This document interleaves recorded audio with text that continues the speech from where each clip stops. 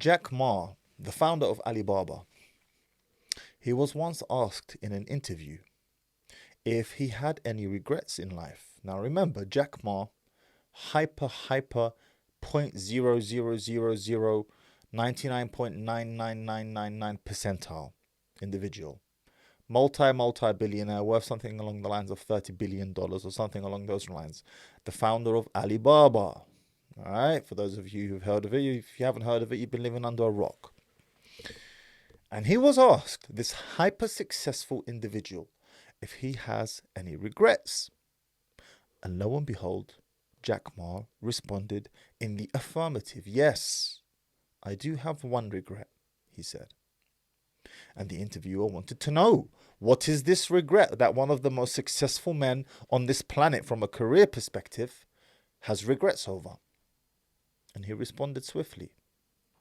And he said, I wish I had spent more time with my children growing up. Meaning he wishes he had spent more time with his kids when they were kids. But I have a counter question to Jack Ma and to you watching right now. And that question is, if Jack Ma had spent more time with his children growing up, would he be Jack Ma? Would you be listening to me and watching me talk about him and his name right now? Would Alibaba even exist? Maybe it would. Would it be as big as it is today? Would Alibaba be the behemoth of industry and business that it is today if Jack Ma had spent more time with his children? And now I'm going to throw a real spanner into the works. If Jack Ma had spent more time with his children, would he have regrets that he didn't fulfill the potential of Alibaba? And therein is the problem of the human experience, is that we are constantly looking to run away from regret. We are constantly looking for the panacea, for the solution, for the thing that we can do that will enable us to live our lives without any regret. And I've got news for you. It don't work like that. And this news is good news, because what you're about to hear from me today is going to make you feel a lot better about yourself. And that is, in life, you must choose your regrets. I'll tell you another story. I have an extended family member. This extended family member, she was married for 60 odd years before her husband passed away. One husband, never married again. When her husband passed, she's a widow now. She's an elderly woman in her old age. Never wanted to marry again. Guess what her one regret was? You're going to laugh, especially in light of current affairs of what we see online and how many women are struggling to marry because they can't find men on their level and so on. Her one regret was that she got married so young and didn't pursue her career. Can you believe that? She had a family, she had a husband, she had children, she lived in multiple countries, and by and large she had a happy marriage until her husband passed, rahimahullah. And yet, her one regret was that she wished she had pursued her career and not gotten married as young as she did. There's no winning. And in life, you must pick your regrets, because you're going to have to live with one of them. And the question you must ask yourself is, which regret am I most willing to live with? In the case of Jack Ma, if he had spent more time with his children, Alibaba would not be what it is today. And he would have the regret of having not fulfilled the potential of Alibaba. When you sign up with a personal trainer on a 6-week or a 12-week program, you may well have a regret of having forked out 400, 500, 600 quid for having to pay for their services. But guess what? You don't get to run away from regret. Whilst you may regret in the short term having to fork out such a large sum of money and the subsequent commitment that comes with that, time commitment, the other side of that coin and the other regret you must have to face and contend yourself with is, if you don't do that and you are overweight and you are out of shape and potentially you are suffering from high blood pressure and you do have an elevated resting heart rate and you are on the brink of contracting heart disease, then the other regret that you may well have to face is suffering a heart attack, is a stroke, is sickness, is being obese and overweight and not looking good in clothes when you go to the wedding or your mate's dinner party or whatever the case may be. Either way, you will have a regret of some sort. The question you must ask yourself is, which regret am I most willing to accept and live with?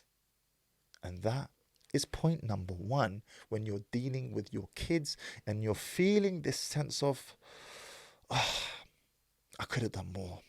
I should have done more. I shouldn't have gone here, or I shouldn't have done that. And maybe you shouldn't have. But maybe you should have. Maybe you shouldn't have spent extra time at work. But maybe you should have, because you have aspirations and ambitions that need to be fulfilled. I don't know. Only you can answer that question. And then after that, you must be willing to sit in the bed that you have made. I'm not saying to neglect your children by any means. I am simply saying, know thyself and know what you're signing yourself up to, because by and large, you can have anything, almost anything. I wouldn't say anything. You can have almost anything you apply yourself to in this life. And the reason why I give a caveat and say almost is because, I'm sorry, if you're 4'11" man, you're not going to make it to the NBA. It is what it is. All right. Being tall is kind of like a prerequisite to the game. So you can have almost anything you want from life, but you can't have everything. There are choices and trade-offs. You must decide what is most important to you. You must take your head to the end of your life, your mind, and think, I'm 80 years old right now. What do I hope to have achieved? What regrets am I willing to live with? And what regrets am I not willing to live with? More importantly, because when you reframe the discussion in your mind in that way, you will feel less guilt when you are away from your kids doing something that is important to you. This will help you to manage that guilt, which we all feel as parents when we're dealing with our children. We all feel like it's a universal experience. All parents, no matter how much they do, ironically, feel like they are not doing enough for their kids. And indeed, maybe you're not. I don't know. Maybe you are slacking. But most parents are most parents, and most parents do their best. Make mistakes sometimes, fall short at other times, but they do their best. And yet we all beat ourselves up with this guilt. So when you reframe this discussion in your mind in this way, it will help you to manage that guilt that you feel. There's a great saying that I heard the other day, and it goes as follows, that all of your heroes are full of shit, and they got really good at one thing by sucking at everything else. And I found that to be profound. Because the truth is, the better you get at one thing, the more you progress in that particular field, whether it's a sport, whether it's business, whether it's your career, whatever the case may be, the higher you climb that hierarchy, the more you have to sacrifice on other things. Did you ever hear of a world-class footballer who was also a world-class swimmer and was also a world-class hockey player and was also a world-class badminton player? Never did you ever hear of this in your life. Why? Because it's impossible. It's a physical impossibility. There are only so many hours in the day that you have to apply yourself. And in every single one of those fields, you are competing against people who are focusing exclusively on that sport, exclusively on badminton, exclusively on swimming, and so on. How are you going to compete with someone in swimming or badminton who trains 8 hours a day when you only have 2 hours a day to train that sport, because the other 6 hours that you are meant to spend training, you spent them on swimming and football and basketball and whatever else? So you might have a regret of having not gone as far as you could have in the sport of badminton, maybe. But that sacrifice there paid off over here, because you were able to invest more time in the sport of football or swimming or whatever your chosen choice was. In the world of competitive sport, and indeed business for that matter as well, you don't want to be a jack of all trades, master of none. And I know that the rest of that saying is jack of all trades is a master of none, but that's better than being a master of one. I know that that's the end of that saying. Not in competition. Not when you're competing. When you're competing, you do not want to be a jack of all trades. You want to be a master of one, which means you will be rubbish in many different areas. And this is where we as parents beat ourselves up with regards to our kids. Especially if you're an ambitious man. You're a hard-working man. You put in the hours, you work weekends. And I'm going to tell you how to manage that and actually give your kids the time that they need and deserve from you. Deserve and need from you. But you will be working Saturdays. You may well be working Sundays. You may well miss dinner with them in the evening sometimes. It happens. In fact, even if you're a normal person, right now we're living in an inflationary period of time, especially if you're living in the West. A lot of people are having to put in overtime, extra hours just to keep up. Guilt. Because if they don't put in that overtime, they will still have another guilt. And that guilt is, I can't feed my kids, or I can't get them the presents that I wanted to get them, or I can't take them where I wanted to take them. Guilt. Choices. Trade-offs. You must choose. Which guilt are you more willing to live with? Most every day, when I come home from work and I've finished my day, I will grab my youngest son, who's 4 years old, and for the next 15 to 20 minutes, I and him will do a selection of exercises together.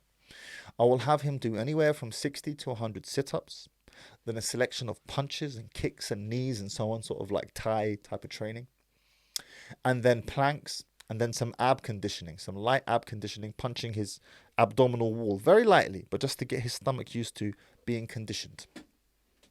After we've done that, I'll sit him down and I'll do Quran with him. And I don't do a lot, but I do it. The exercise might take 10 to 15 minutes, and the Quran might be 10 to 15 minutes. In total, it's 20 minutes to half an hour. But after I've done that, especially after I've come home from a long day, it's the first thing I do before I let my hair up, before I relax, before I sit down, before I get too comfortable. Once I've done that, I immediately feel a sense of guilt rise, leave me. I feel like I have invested in my son for the day. Could I have done more? Sure. But it would have come at the cost of something else.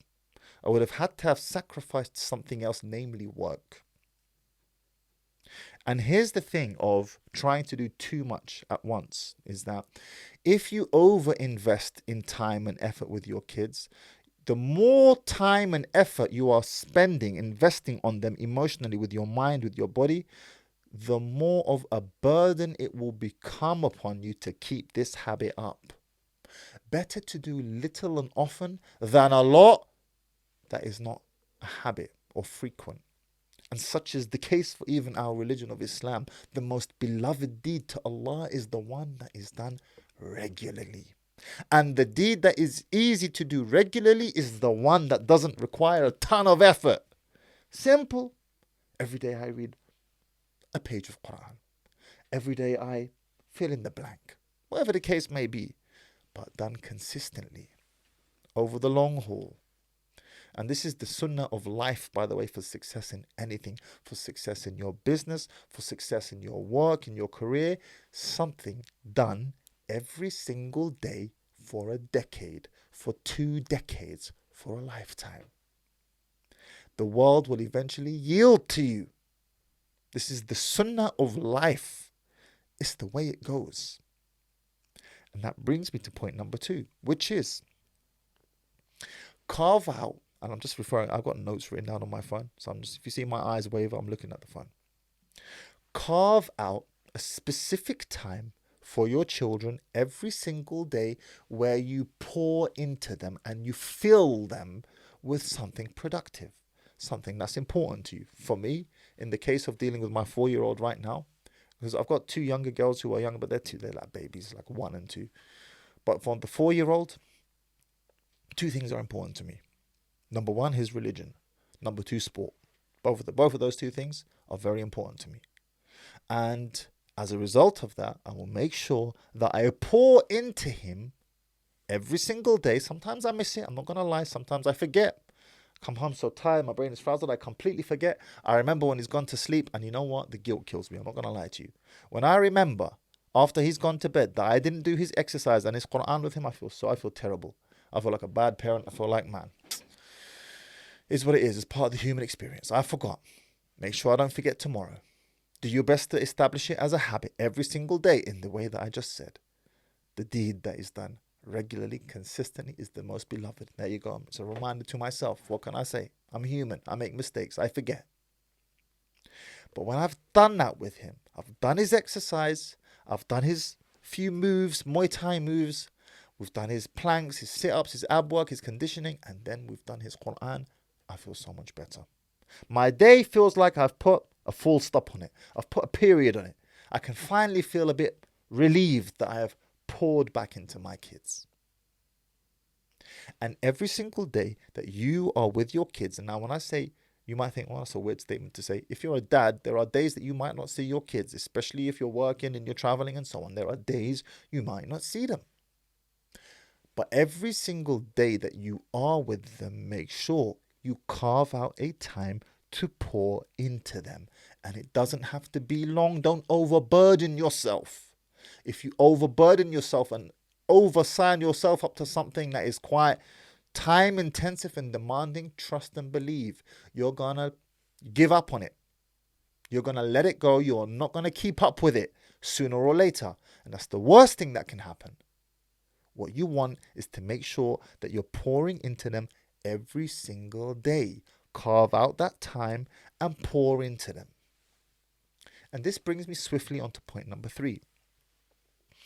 And this is something that I have both read in the literature and I have noticed about myself firsthand. I went to the gym a few days ago. And I have to say, this workout was one of the most difficult workouts I have ever done in my life. And that's not because the workout was hard. The workout was actually easy. The reason why it was so difficult is because I didn't want to do it. First of all, it was after Taraweeh during Ramadan, and I was tired. It was like midnight. But I knew I had to go because if I didn't go, I would have to deal with the other regret.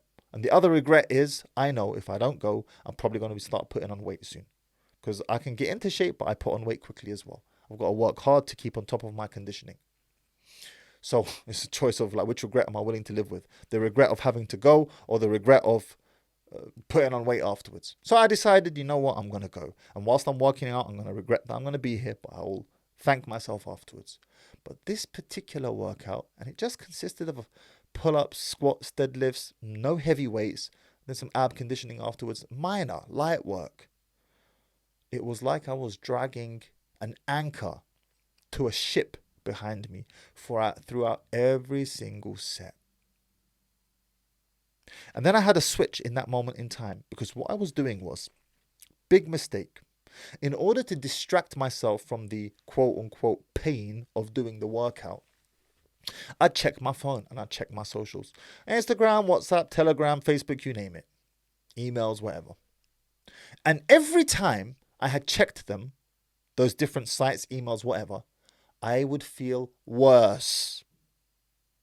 It's crazy. It's literally, social media, yeah, it's like a drug, bruv. I'm telling you, wallahi, it's like a drug.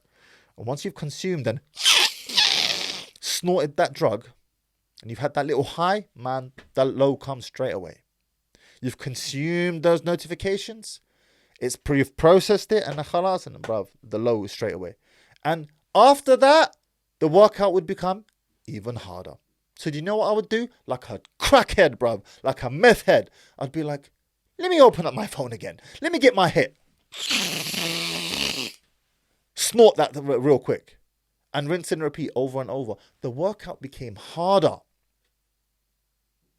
Until I eventually said to myself, Mahdi, get a motherfunking grip on yourself. Get a grip. Promise yourself you will not check your phone again until the end of the workout. And then apply yourself to the workout. Because if you apply yourself, you'll get through it quicker. That's how I managed to convince myself. This is the conversation going through my head, bruv. I'm like, you know what? I'm literally giving myself a motivational speech at this point, and no one's talking. It's just this whole war is going on in my head. Nobody's saying a word. I'm not speaking out loud like some nutter. I'm having this whole debate in my head. A war going on. I'm hyping myself up and giving myself this motivational speech. I'm encouraging myself. I'm putting the carrot out for me to like, bruv. Anyway. So I said, okay, fine. I'm going to apply myself to this workout with zero distraction and give my 100% effort, because if I do that, I'll get through it quicker. That was it. I wasn't trying to like get better gains, and no, I wanted to get through this as quickly as possible. I was not enjoying it. I was tired. I was hungry. I did not want to be there. But I knew if I applied myself, I could leave quicker. And guess what I found? I found that when I applied myself, I actually enjoyed it. Can you believe that? Which brings me on to explaining point number 3, which is stopping and starting is harder than to just keep on going. If you've ever ran a race, a marathon, a long race, you will know that starting again after you have stopped, that initial period of starting is the hardest part. When you've just stopped and you're tired and you're fatigued, that initial effort you have to put into turning your legs over is so much more difficult than if you had just simply carried on going when you have momentum. Just as the hardest part of getting a car moving that has broken down is the initial push, which is why you need 2 or 3 different brothers there to push that car. Whereas once that car is rolling, it's much easier to keep it rolling.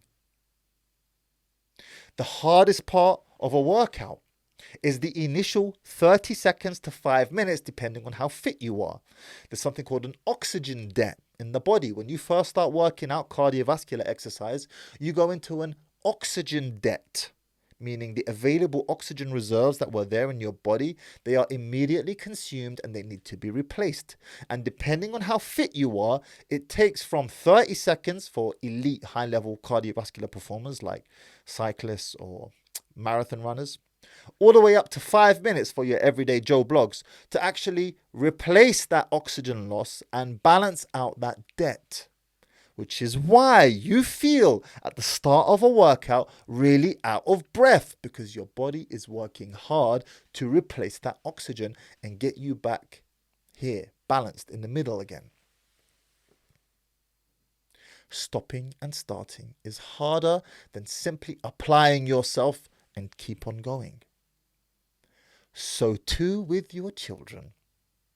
I have found when I am with my kids and I'm meant to be playing with them and we're doing something, maybe we've gone out, and then I quickly distract myself with what?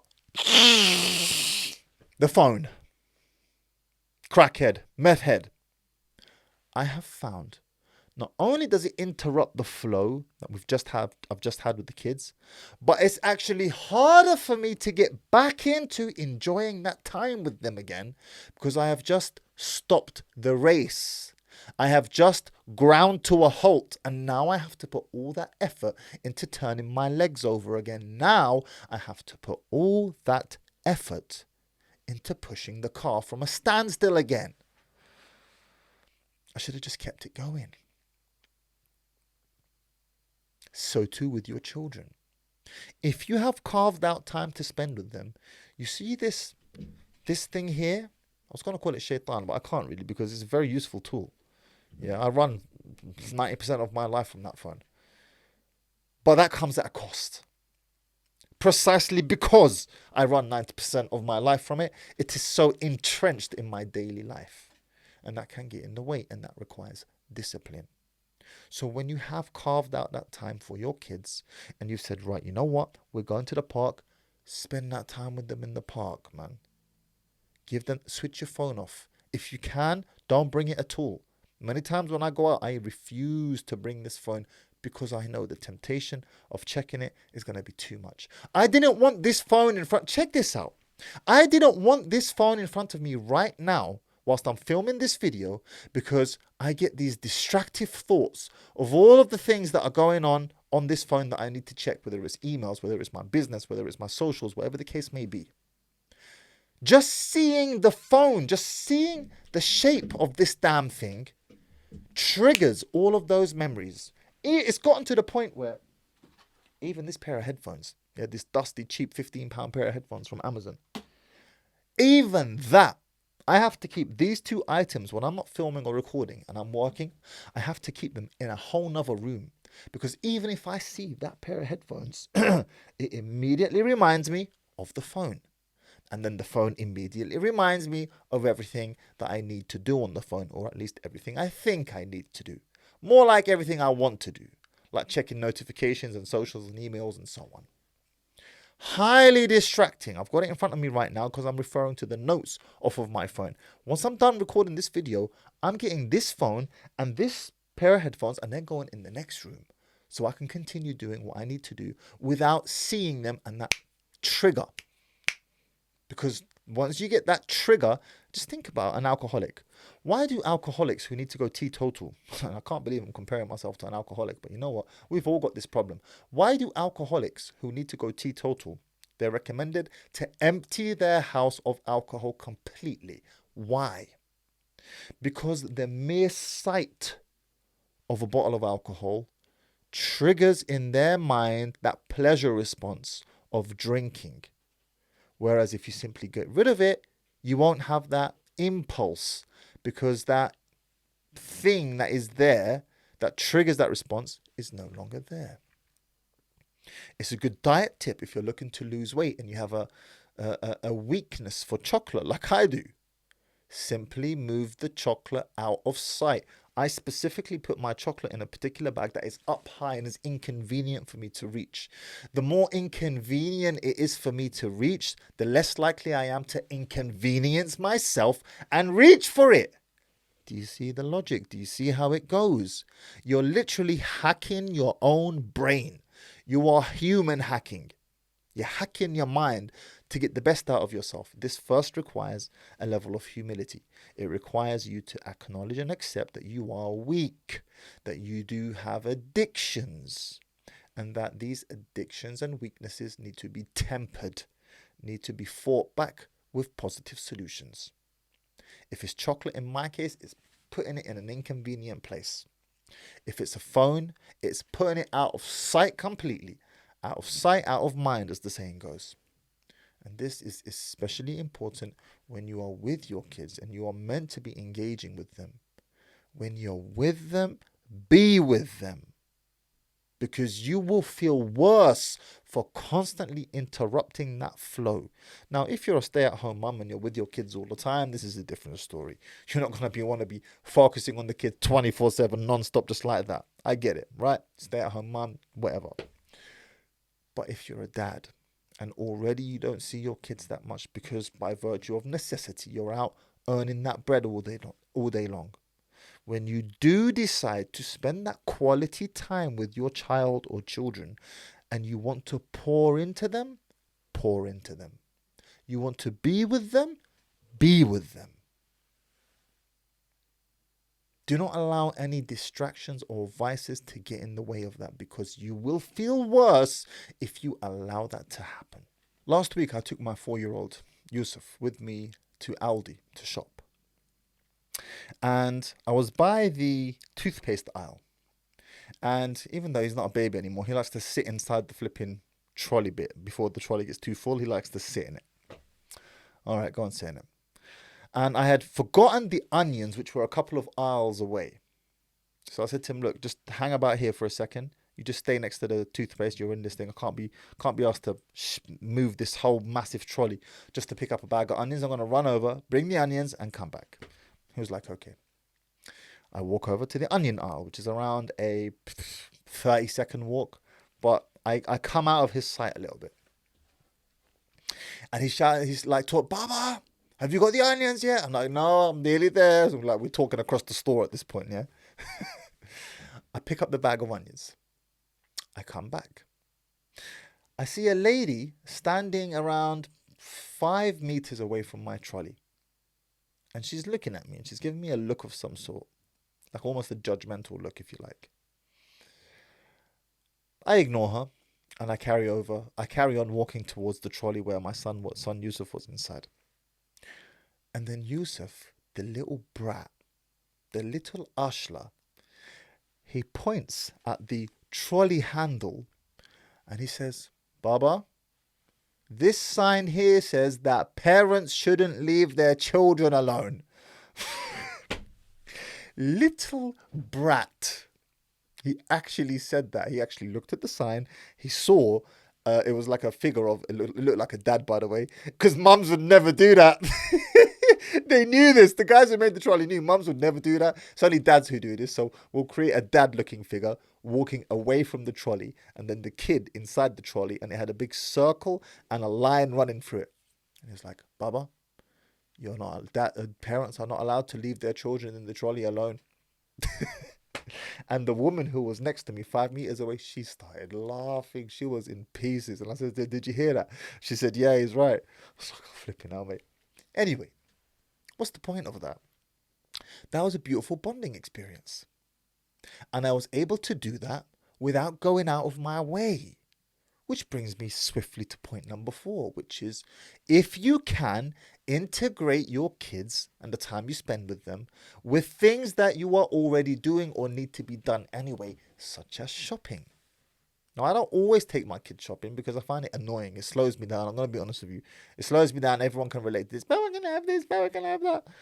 But sometimes I do, especially if I felt I haven't spent enough time with them throughout the week. I'll take them with me, or I'll take him with me. And we get to have that bonding experience. Afterwards, after that experience there, he was like, Mama. I was like, yeah. He's like, Mama loves me more than you. Just randomly out of nowhere. Yeah. I'm sure Freud would have something to say about that. Anyways, I was like, no, Mama loves me more than you. And then we got into this whole verbal spat. I said, you know what? I'm going to call her. And I call up his mum. I'm like, Mama, isn't it you love me more than Yusuf? And then Yusuf, Mama, isn't it you love me more than Baba? And it just came like fun. And he was holding on to me, clinging on to me. And it was just fun. What's my point here? Is that whilst I was doing something that I needed to do anyway, the shopping, I took my son with me and we were able to have a bonding experience and have fun and just, I don't want to make a big deal out of this, man. It's like this badihi, it's natural stuff, like it's common sense. But I am making this video because I know parent guilt, dad guilt, mum guilt is something we all suffer from. And this is just a simple hack and a simple way that you can squeeze in that extra quality time without having to go out of your way and spend tons of money and do something out of the box, which is a lot of the reason why parents feel so much pressure or so guilty, is that they feel like they have to constantly go out of their way and spend money. And nah, man, it doesn't always have to be like that. It doesn't have to be like that. If you've got chores that need to be done, find a way to integrate them somehow if it's possible. Finally, I will say that there are, for some of us parents, a reason why we feel guilty. And that reason is because we should feel guilty. You must ask yourself a question. And that question is, have you set your expectations as a parent too unrealistically high? Are you trying to be the professional football player and the professional swimmer and the professional basketball player and the professional hockey player and the professional diver all at the same time? Are you trying to excel in too many different things all at once? Or are you genuinely slacking, bruv? Maybe you are. And nobody knows you as well as you. Nobody knows you as well as you. So if you are slacking, after you have listened to this entire video and put your life and how you've currently conducted it into perspective, then maybe you do need to put a bit more effort in as a parent. And the best place you can start is pouring into your child every single day, just a little bit, 10 to 20 minutes. Don't kill yourself. Nice and easy, productive. Benefit them, pour into them, give them, and you'll feel much better about yourself. And if you found this video to be useful, then share it with another parent. Share it with a mom, share it with a dad, share it with someone whom you think will benefit from it. And if you feel I've missed anything, by the way, because maybe I've missed something, I want to hear from you parents as well, who've perhaps been parents longer than me. I've been a parent for nearly 20 years now, but there's parents out there who've been parents for a lot longer than me. What tips, tricks do you have? Let me know in the comments.